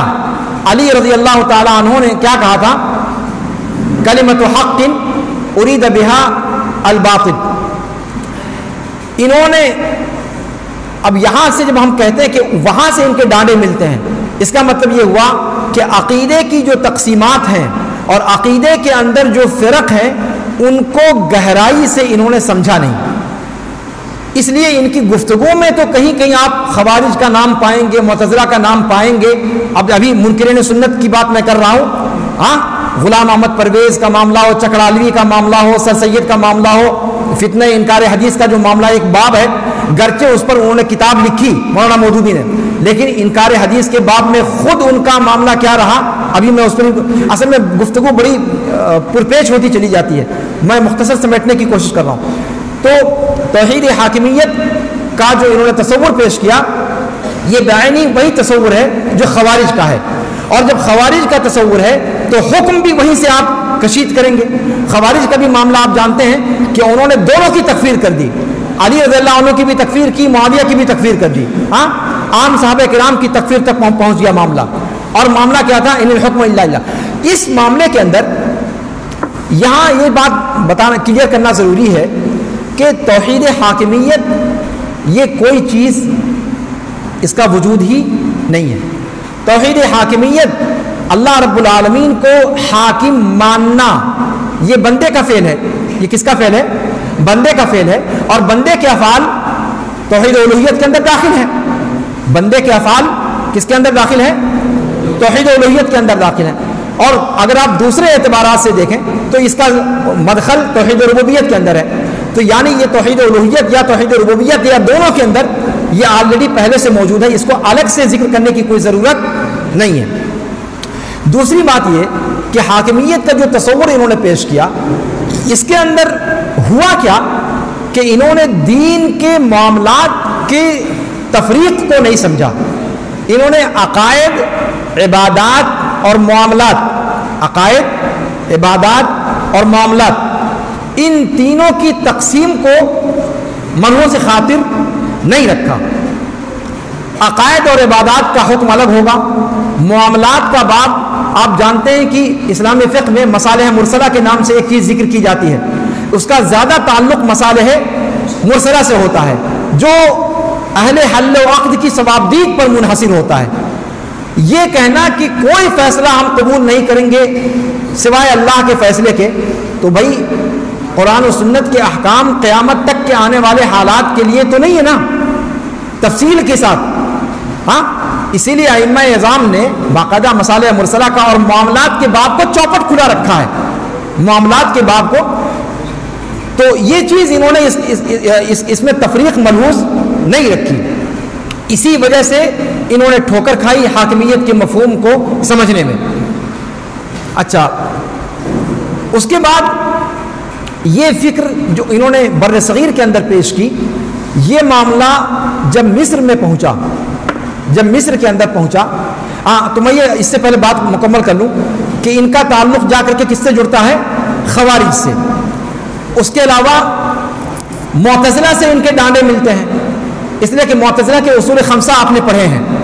یہ سب باتیں میں یہ کہہ رہا ہوں، عام طور پہ جماعت اسلامی پر گفتگو کرتے ہوئے لوگ ان مسائل کو ذکر نہیں کریں گے. آپ دیکھیے گا ان مسائل کو نہیں دیکھتے، جبکہ اساس وہی ہے، جبکہ اساس اختلاف کی بنیاد وہی سے ہے. معتزلہ کے جو اصول خمسہ ہیں آپ نے پڑھا ہوگا، اس میں عدل کا مضمون ہے، عدل، توحید، اسی طریقے سے امر بالمعروف والنہی عن المنکر.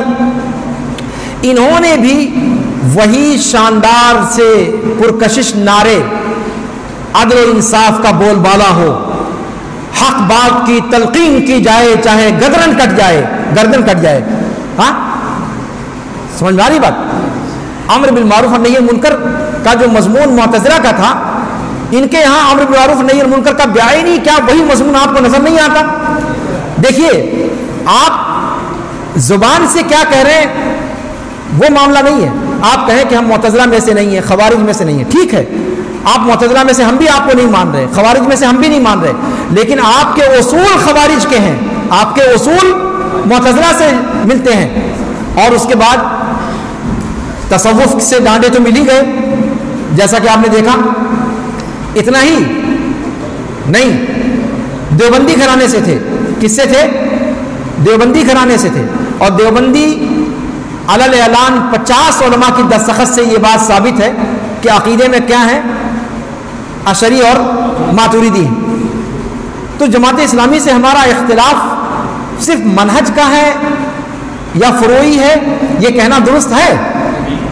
ایک بندہ اہل حدیث بھی ہو اور جماعت اسلامی کے پلیٹ فارموں کے ساتھ انتساب بھی رکھتا ہو، کیا یہ ممکن ہے؟ یہ ایسا ہی ہے جیسے آپ کہیں کہ دن اور رات اکٹھا ہو گئے، آگ اور پانی اکٹھا ہو گئے. یہ ویسے ہی متضاد بات ہے. ناممکن ہے کہ اہل حدیث بھی ہو بندہ اور جماعت اسلامی سے بھی جڑا ہوا ہو، ایسا ممکن ہی نہیں ہے. اور منہج عقیدے سے ہٹ کر کوئی چیز نہیں ہے. عقیدے ہی کا پرتو انسان کے منہج پر ظاہر ہوتا ہے. جیسا عقیدہ ہوگا ویسا اس کا منہج ہوگا. اس لیے عقیدے اور منہج کی تفریق سلف نے اس کو درست نہیں سمجھا ہے. یہ بات نوٹ کر لیجئے. تو یہ چیز میں نے بتایا آپ سے کہ مودودی کے عقیدے میں خوارج، معتزلہ، اشاعرہ ماتریدیہ اور تصوف، یہ سارے کے سارے مسائل ان کے یہاں پائے جاتے ہیں. ایک بات. دوسری بات، اتنا ہی بس ہو گیا؟ اتنا ہی ہو گیا؟ نہیں، ابھی معاملہ اس سے بھی بڑھ کر کے ہے. اور وہ کیا کہ گرچہ انہوں نے منکرین حدیث پر کام کیا ہے اور منکرین حدیث کو لتھاڑا ہے، منکرین حدیث پر 2 کتابیں انہوں نے لکھی ہیں، لیکن خود انکار حدیث سمجھ نہیں سکے. انہوں نے روایت کے صحیح ہونے کے لیے صرف سند کا صحیح ہونا کافی نہیں سمجھا جو محدثین نے سمجھا ہے. اور وہ سارے کوٹیڈ ہمارے پاس ان کے اقتباسات موجود ہیں، لیکن اگر میں ان کو پڑھنے یا ان کو ڈھونڈنے کے چکر میں پڑ جاؤں تو محاضرہ طول پکڑ جائے گا. انہوں نے کیا شرط لگائی کہ روایت چاہے سند کے اعتبار سے جتنی پختہ ہو، لازم ہے کہ وہ عقل کے خلاف نہ ہو. لازم ہے کہ وہ عقل کے خلاف نہ ہو. اگر وہ عقل کے خلاف جاتی ہے تو پھر چاہے سند کتنی ہی پختہ کیوں نہ ہو، چاہے وہ روایت بخاری اور مسلم ہی میں کیوں نہ ذکر کی جائے، اس کو ہم تسلیم نہیں کریں گے. اور آپ کو کیا لگتا ہے یہ اصول معتزلہ کا اصول نہیں ہے؟ عقیدہ طحاویہ میں نے آپ کو پڑھایا نہیں اس سلسلے میں کہ نقل پر عقل کو مقدم کرنے کا اصول یہ علم کلام کے ماننے والوں کا ہے، اور یہ علم کلام کے فرقوں میں سے ایک فرقے سے جڑے بھی ہوئے ہیں، اشعری ماتریدی بھی ہیں، اور اعتزالی فکر تعقل پسندی کی وہ یہاں پر کام آ رہی ہے. انکار حدیث کا مسئلہ بھی دراصل جا کر کے اس کے ڈانڈے ملتے ہیں عقیدے سے. اس کے ڈانڈے ملتے ہیں کس سے؟ عقیدے سے. تقدیم العقل علی النقل، چاہے وہ روایت سند کے اعتبار سے کتنی ہی پختہ کیوں نہ ہو، اگر وہ صریح عقل سے متصادم ہے، ان کی اپنی عقل اس سے متصادم ہو تو اس کو نہیں تسلیم کریں گے. لیکن کیا یہ صرف ان کا نظریہ ہے یا واقعی ایسا انہوں نے کیا بھی ہے؟ ایسا انہوں نے کیا بھی ہے۔ ابراہیم علیہ السلام کے تعلق سے جو روایت صحیحین کے اندر آئی ہے ثلاث کذبات والی، اس روایت کو انہوں نے ماننے سے انکار کر دیا، کہا کہ ایک معزز اور برگزیدہ رسول کی طرف کذب کی تہمت باندھی جائے، اس سے آسان یہ ہے کہ ابو ہریرہ یا کسی اور راوی کو تکذیب کر دی جائے اور کہا جائے کہ انہوں نے جھوٹ کہا۔ روایت بخاری مسلم کی۔ سلیمان علیہ السلام کے بارے میں روایت آئی ہے کہ ایک رات میں اتنی بیویوں کے پاس سے گزروں گا اور ایسا کروں گا، وہ جو روایت مشہور ہے، نہیں تسلیم کرتے۔ کیوں؟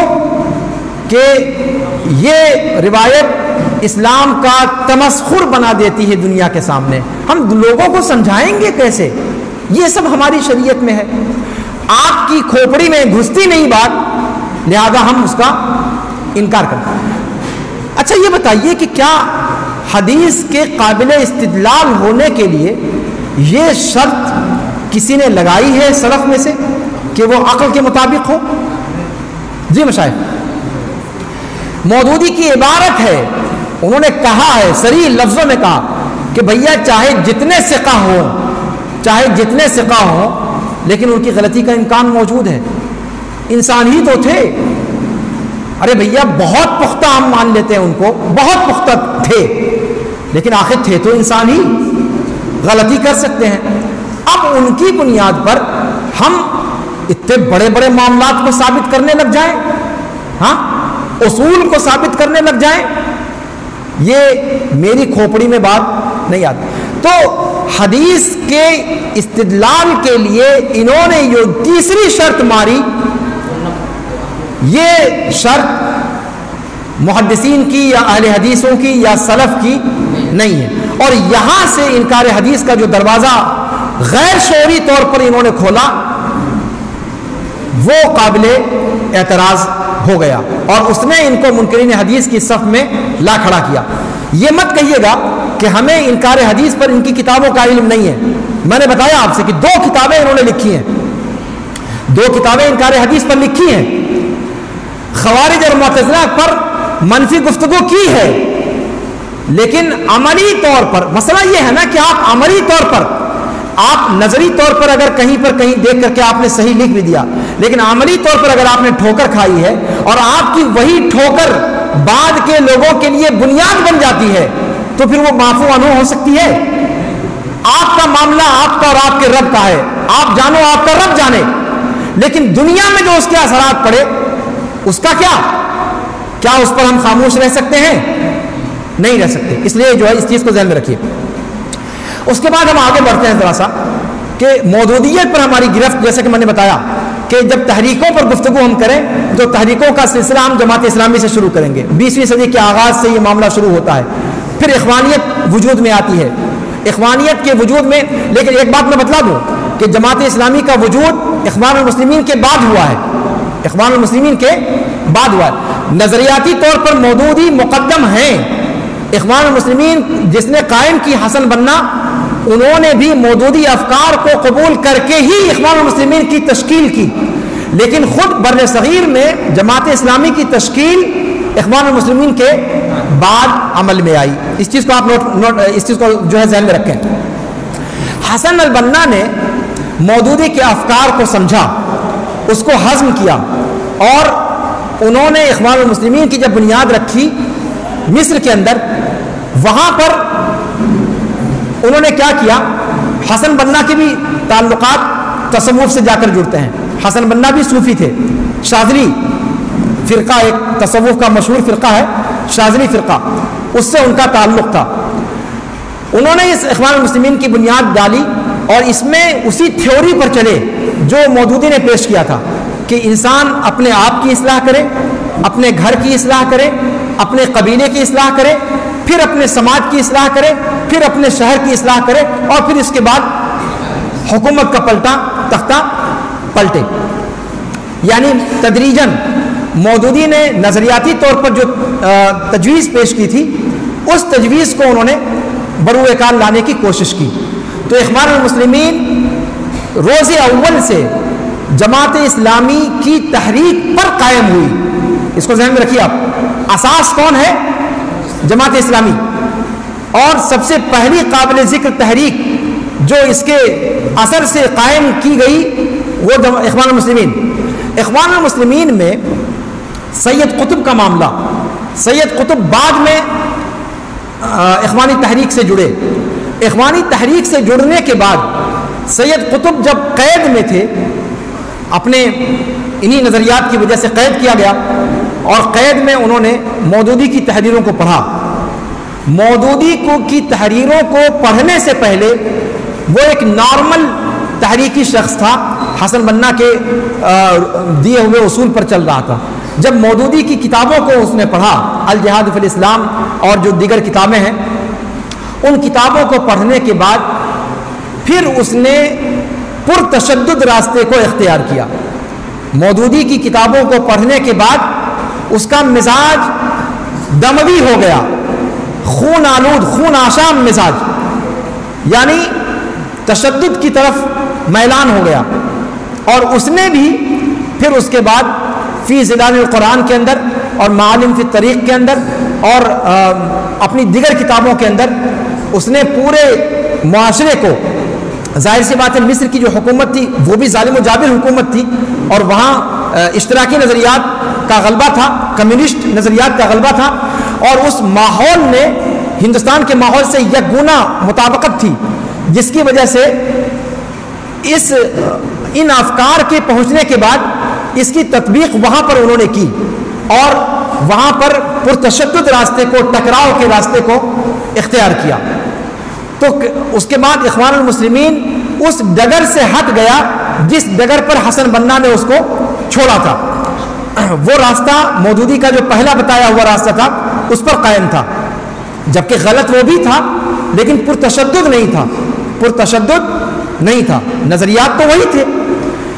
قطب کے آنے کے بعد سید قطب نے اس نظریاتی تعلیم کو جس پر حسن بنا چلے تھے اس کو اس نے دموی شکل دے دی اور پرتشدد شکل میں تبدیل کر دیا. اور اس کے بعد سے اسی لیے اخوان المسلمین کے اندر یہ دھڑا جو سید قطب کے ڈگر پہ چلا اس کو قطبی کہا جاتا ہے. کیا کہا جاتا ہے؟ قطبی کہا جاتا ہے. اور وہی ساری گمراہیاں، حاکمیت کا معاملہ ہو، حاکمیت کا فلسفہ جو مودودی نے چھیڑا، جاہلیت کا جو فلسفہ انہوں نے چھیڑا، یہ سارے کے سارے فلسفے انہوں نے ایڈاپٹ کیے من وان، مودودی سے ایڈاپٹ کر کے. اور خلافت و ملوکیت وغیرہ کے اندر جو نظریات پیش کیے گئے ان نظریات کو ایران کے اندر بھی اس کی پذیرائی ہوئی، اس لیے کہ خلافت و ملوکیت کے اندر مودودی نے جس طریقے سے معاویہ رضی اللہ تعالیٰ عنہ اور بنو امیہ کے تعلق سے جارحانہ رویہ اختیار کیا ہے اور ملوکیت کے خلاف جو باتیں کہی ہیں، اور اس میں صحابہ اور غیر صحابہ، عثمان رضی اللہ تعالیٰ عنہ تک کو نہیں بخشا گیا. آپ جانتے ہیں کہ مطلب اس کے ڈاڑے کہاں جا کر کے ملتے ہیں. ہاں، تو وہی نظریات جو معتزلہ نے پیش کیے تھے، عدل اور انصاف اور چھوٹے اور بڑے میں تفریق نہیں، خاندان نوازی نہیں ہونی چاہیے، عثمان رضی اللہ عنہ کے زمانے میں خاندان اقربا پروری ہو گئی تھی اور یہ ہو گیا، وہ سارے اصول جو معتزلہ کے ہاں تھے وہ خلافت و ملوکیت میں آپ مودودی کے ہاں آپ دیکھ سکتے ہیں. اور وہی نظریات خلافت و ملوکیت جب تہران پہنچی تو وہاں انہوں نے بھی بغلے بجانا شروع کر دیا، اس لیے کہ وہ تو پہلے ہی سے سارے صحابہ کی تکفیر کرتے تھے. ان کو اہل سنت کی صفوں میں بھی اپنا ہمنوا مل گیا جو معاویہ رضی اللہ تعالیٰ عنہ اور دیگر صحابہ کرام اور خود عثمان غنی رضی اللہ خلفائے راشدین میں سے تھے. ان کی شان میں تنقیص کے پہلوؤں کو انہوں نے جب دیکھا تو انہوں نے بغلے بجانا شروع کر دیا اور مودودی کی پذیرائی. افکار سے تو پہلے متاثر تھے، اس ناحیے سے اور زیادہ متاثر ہوئے، اور پھر سادات سے تھے. اور آپ جانتے ہیں کہ شیعہ اہل بیت کے حوالے سے آگے کہنے کی ضرورت نہیں. تو تہران میں بھی ان کی مقبولیت کا غلغلہ ہونا شروع ہو گیا، اور وہاں حسن بنا کی کتاب کا بھی، سید قطب کی کتاب کا ترجمہ کیا گیا فارسی میں، مودودی کی کتابوں کو وہاں منتقل کیا گیا. یہ پذیرائی کیوں ہوئی؟ چونکہ ان کو اپنا الو سیدھا کرنا تھا. تو اس طریقے سے یہ تحریکیں فروغ پاتی گئیں.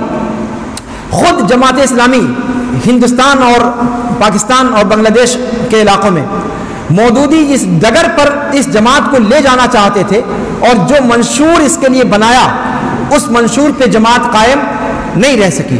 شروع میں حسن بننا کے انداز میں مودودی کے افکار کو اڈاپٹ کیا انہوں نے، لیکن پھر بعد میں سید قطب والی فکر جو ہے وہ ان کے اوپر غالب آ گئی۔ لیکن چونکہ غیر اسلامی حکومتیں ہیں اور یہاں پر سید قطب کی طرح وہ کھل کر میدان میں آ نہیں سکتے، اس لیے انہوں نے سریت کی راہ کو اختیار کیا، کھلی بغاوت کے بجائے سریت کی راہ کو اختیار کیا، اور آج تک وہ اسی اصول کو اپناتے ہوئے اور اپنا شکار ڈھونڈنے کی فراق میں رہتے ہیں، اور وہ اسی ڈگر پر قائم ہیں جس ڈگر پر جماعت اسلامی کے افکار کو اڈاپٹ کرنے کے بعد سید قطب نے ڈالا تھا۔ تو آج کی جماعت اسلامی جتنی بھی ہے، جہاں بھی ہے، وہ سید قطب کے ڈگر پر چل رہی ہے، اور دموی تحریک اس کو کہا جائے گا۔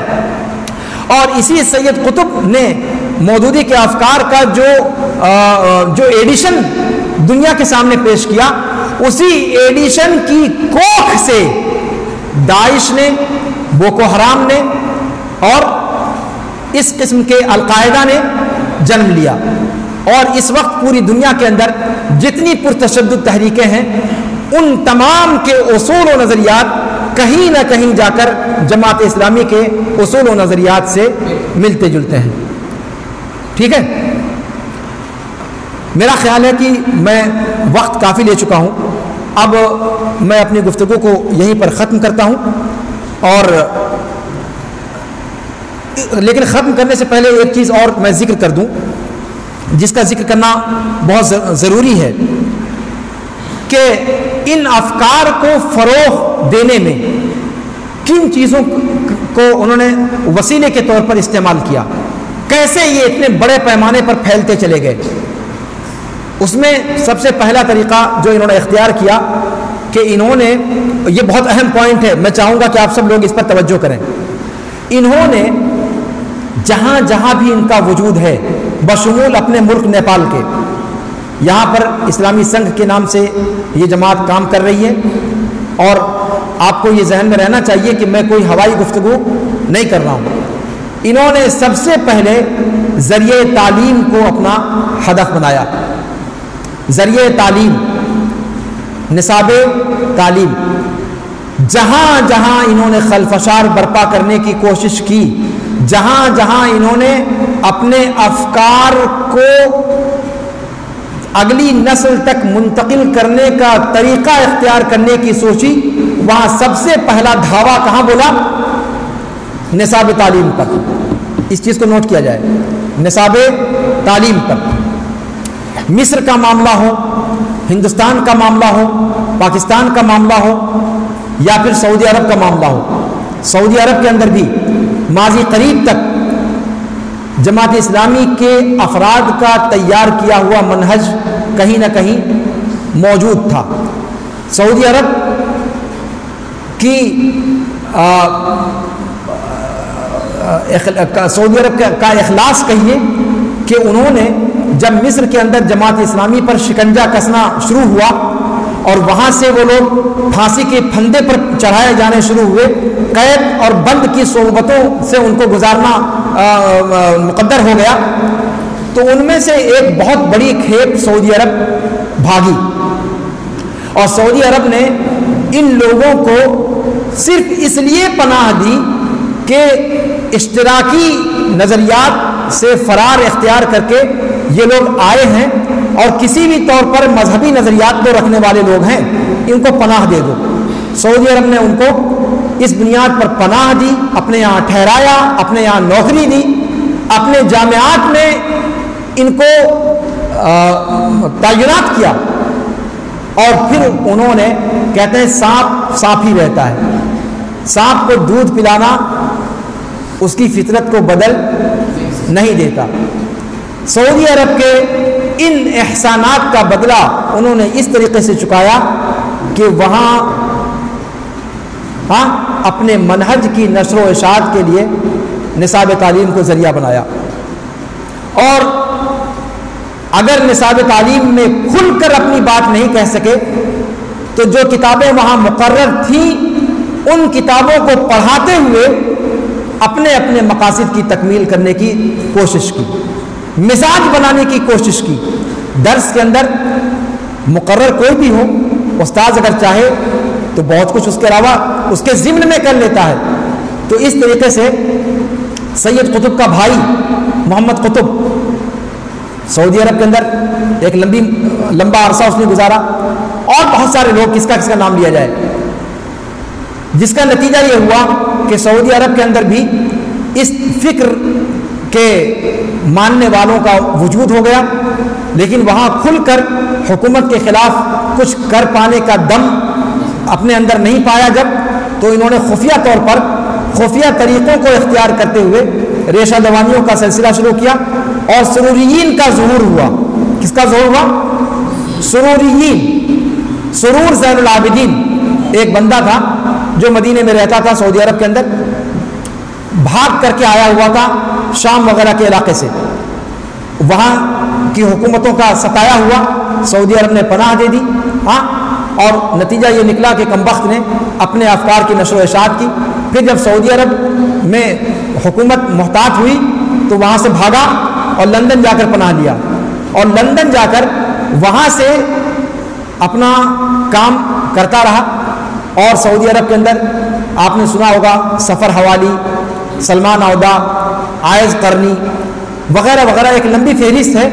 اس طرح کے افراد کو اس نے تیار کیا جو بنیادی طور پر اخوانی اور جماعت اسلامی فکر کے حاملین تھے، لیکن ان سے کسی درجے میں کم تھے، کسی درجے میں کم تھے، اس طور پر کہ وہ اشعری ماتریدی نہیں تھے۔ سعودی عرب کے ماحول کے اندر سلفی مزاج پایا تھا، تو سلفی مزاج کسی حد تک رہا ان کا، لیکن اصول ہی میں بگڑ گئے۔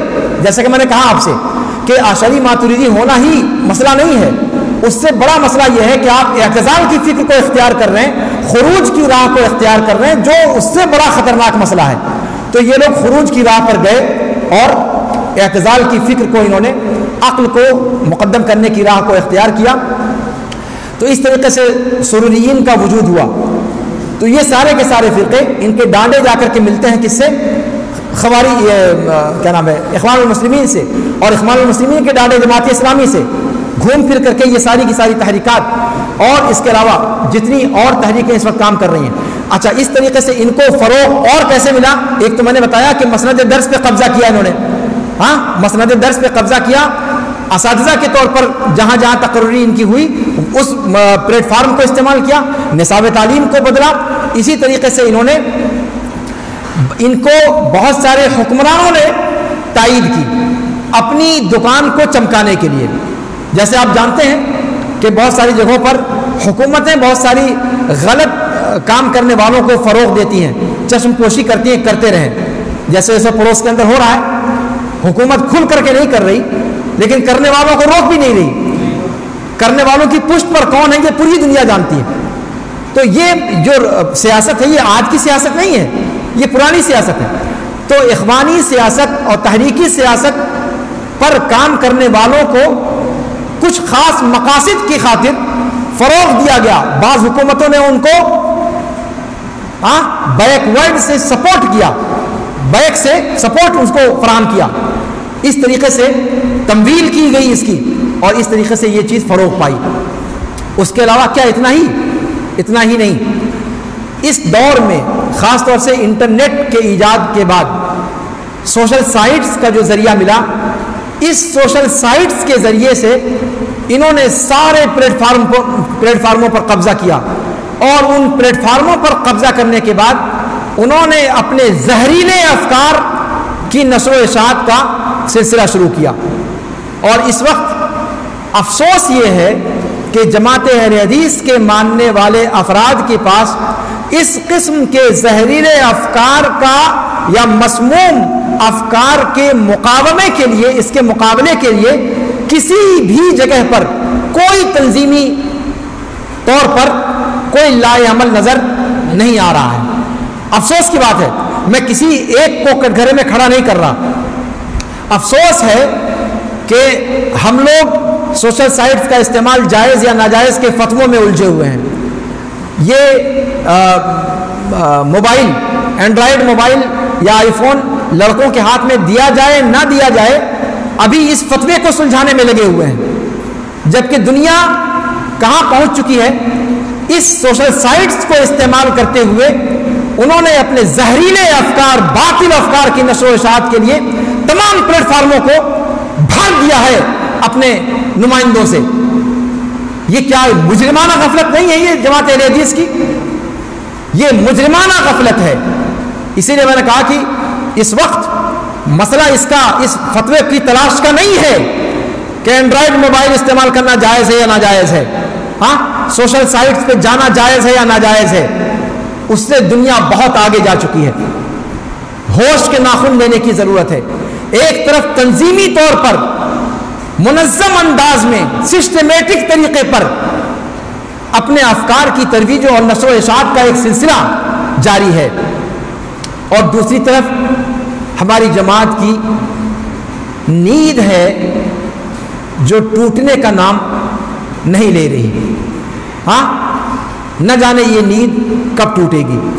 اس لیے میں اس محاضرے کے ذریعے سے اپنے تمام طلباء کو، جتنے مشاہدین ہیں، جتنے سامعین ہیں، ان تمام تک اس پیغام کو پہنچانا چاہتا ہوں کہ جماعت اہل حدیث کی سطح پر بھی ہر جگہ سے اس کے تعلق سے بیداری مہم کا آغاز کیا جائے۔ سوشل سائٹس کو اپنے سلف کے منہج کی نشر و اشاعت کے لیے استعمال کیا جائے۔ ان تحریکی منہج کے ماننے والوں نے اور ان تحریکی ٹولوں نے جس طریقے سے بعض ملکوں میں اور بعض علاقوں میں جماعت اہل حدیث کو دہشت گرد تنظیم کے طور پر باور کرانے اور متعارف کرانے کی سعی نامشکور شروع کر رکھی ہے، یہ چیز مجھے کہنے دیجئے۔ آپ کے ملک نیپال کے اندر اس وقت صورتحال یہ ہے کہ جو جماعت دہشت گردی کی کارروائیوں کے خلاف، پرتشدد مزاج کے خلاف سب سے زیادہ ننگی تلوار ہے، اس جماعت پر پرتشدد جماعت ہونے کے آروپ اور بہتان لگائے جا رہے ہیں، اور سرکار نے اس جماعت کو ایک متطرف، متشدد اور پرتشدد مزاج رکھنے والی جماعت کے طور پر متعارف کروانے کی کوششیں کی جا رہی ہیں، اور منظم انداز میں کی جا رہی ہیں، اور اپنے دوستوں کی طرف سے کی جا رہی ہیں۔ افسوس اس بات کا ہے۔ اور ہماری ملی تنظیمیں اپنے وجود و بقا کی جنگ لڑ رہی ہیں۔ کرسی پر کون آئے اور کون جائے، ہمیں اس جنگ سے فرصت نہیں مل پا رہی ہے۔ ہمارے ادارے اپنے اداروں کے کی چار دیواری سے نکلنے کا نام نہیں لے رہے ہیں۔ نیپال کا معاملہ ہو، ہندوستان کا معاملہ ہو، صورتحال کہیں کی بھی بہت بہتر نہیں ہے۔ اگر ہم نے ہوش کے ناخن نہ لیے تو یقین مانیں ابھی تو سوشل سائٹس کو استعمال کرنے کی بات میں اس لیے کر رہا ہوں تاکہ ہم اپنے منہج کی صحیح وضاحت پیش کر سکیں، ہمارے جو نوجوان غلط رخ پر جانے کے کگار پر ہیں ان کے ہاتھ کو ہم تھام سکیں، اس لیے میں بات کہہ رہا ہوں۔ لیکن دوسرے ناحیے سے اگر یہ کام ہم نے نہیں کیا، اللہ کی قسم وہ دن دور نہیں کہ پوری جماعت کٹ گھرے میں کھڑی ہوگی اور اس کے بعد ہم کسی مسیحا کی تلاش میں ہوں گے۔ وَلَا تَحِينَ مَنَاسِ۔ میرا خیال ہے کہ میری گفتگو کھل کر آپ سمجھ پا رہے ہوں گے کہ میں کہاں پر اور کس جگہ سے اپنی بات پیش کرنے کی کوشش کر رہا ہوں۔ اللہ رب العالمین ہمیں توفیق دے کہ ہم ہوش کے ناخن لیں اور ملی درد کو محسوس کریں، قومی تشخص کی فکر کریں۔ ہم جس ماحول میں رہ رہے ہیں اور پڑوس کے اندر جو صورتحال پائی جا رہی ہے، جس طرح کے چیلنجز کا اسلامی دنیا میں اس وقت سامنا ہے، ان تمام چیزوں کو دیکھتے ہوئے ہوش کے ناخن لیں اور بیداری کا ثبوت دیں، اور اپنے نوجوانوں کو سب سے پہلے وہ خود علم سے مسلح ہوں، معرفت اور کلچر کے میدان میں وہ اپنے آپ کو پوری طریقے سے مدلل انداز میں اس چیز کو سے مسلح ہوں، اور پھر علم کی لڑائی لڑیں، دلیلوں کی لڑائی لڑیں۔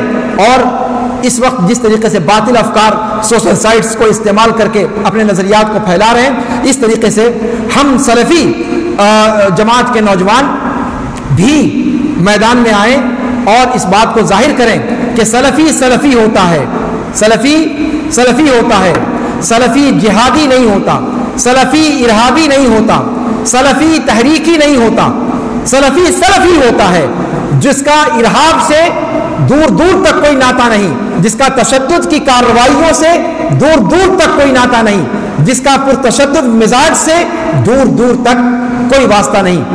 اور ہم آج سے عہد کریں کہ ہم اس چیز کو کریں گے، اور یہ چیز صرف میری بات نہیں ہے بلکہ سعودی عرب کے جماعت اہل حدیث کے نامور عالم دین شیخ محمد بن صالح العثیمین رحمہ اللہ کا بھی کہنا ہے کہ اگر باطل منہج کے ماننے والے سوشل سائٹس کا استعمال اپنے باطل افکار کی نشر و اشاعت کے لیے کر رہے ہیں تو ہمارے اوپر واجب ہے کہ ہم ان جگہوں پر ان کا مزاحمہ کریں، اور اگر وہ 100 کی تعداد میں آتے ہیں تو ہم 2000 کی تعداد میں آئیں اور ان کو مغلوب کرنے کی کوشش کریں۔